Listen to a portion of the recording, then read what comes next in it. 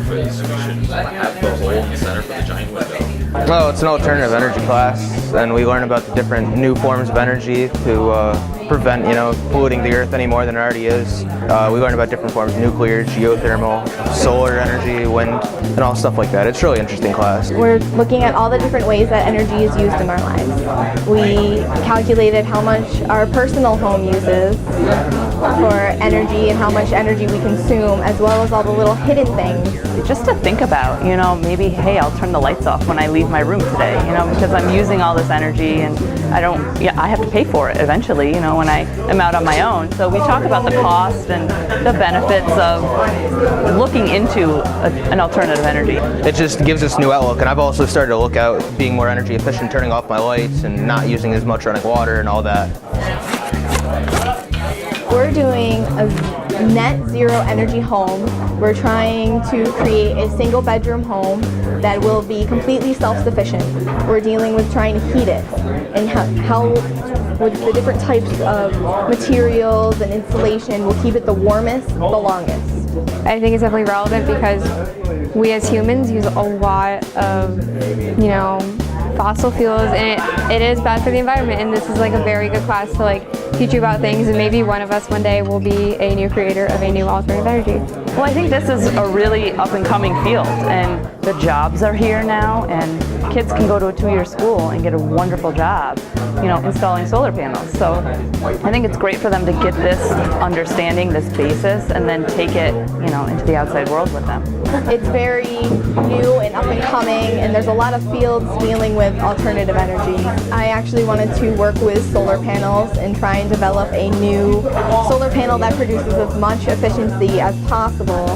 And when I got into this class, I was like, well, maybe it's not exactly what I want to do, but now I know that's what I want to do. Every 1 second for 20 seconds, it'll turn on and off respectively. The first thing you do is you assemble a test bed, which you can test the programs on, and then basically for the rest of the class, well, up to this point, we've been making programs to test the specific functions we can tell the test bed to do. And that's just the basic instead of programming like robots like the EDD classes are doing. And then by doing that, we learn the basics, and then with robotics too, then we can start programming like actual robots. Its nature is it's multidisciplinary, and that's good. Within the same project, they can try out the mechanical, they can try out the electrical, they can try out wiring and programming and see which one they like the most.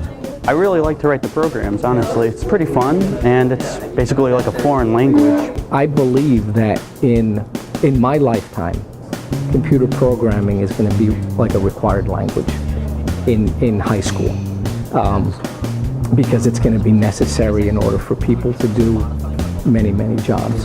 And the sooner we start exposing students to the concept of programming computers and learning computer languages, I think it's just a good thing to do.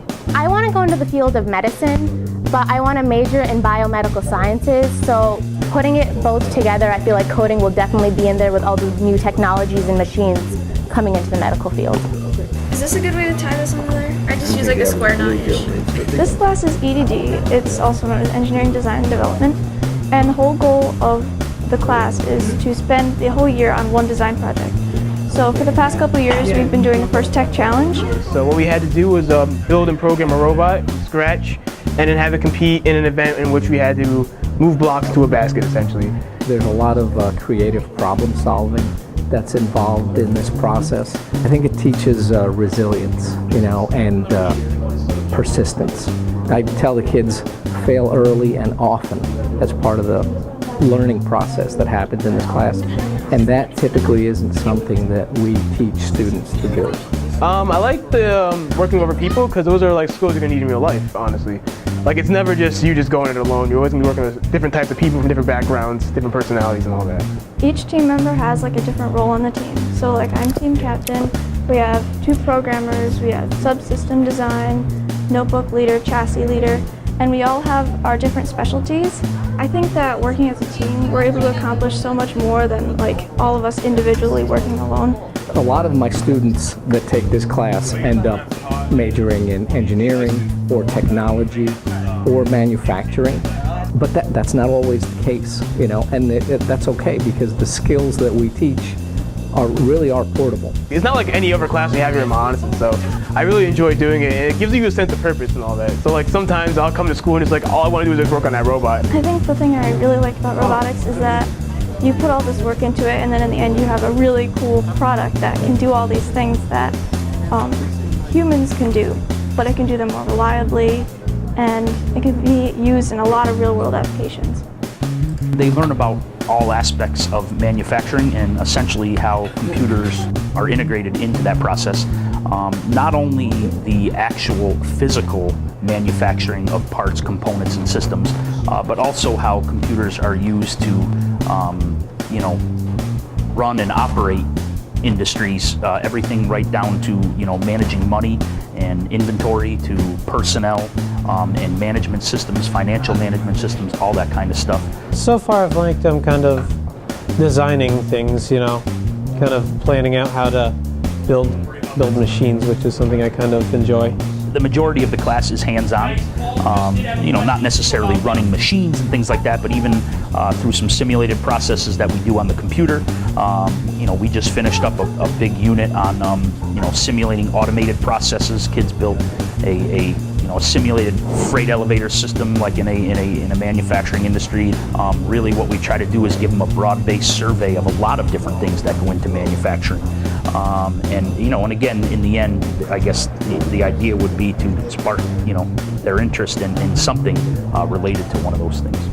We're only going to get more technologically advanced as time goes on, and more automation is going to make its way into everyday aspects of manufacturing and production. So I think that the area is going to continue to grow.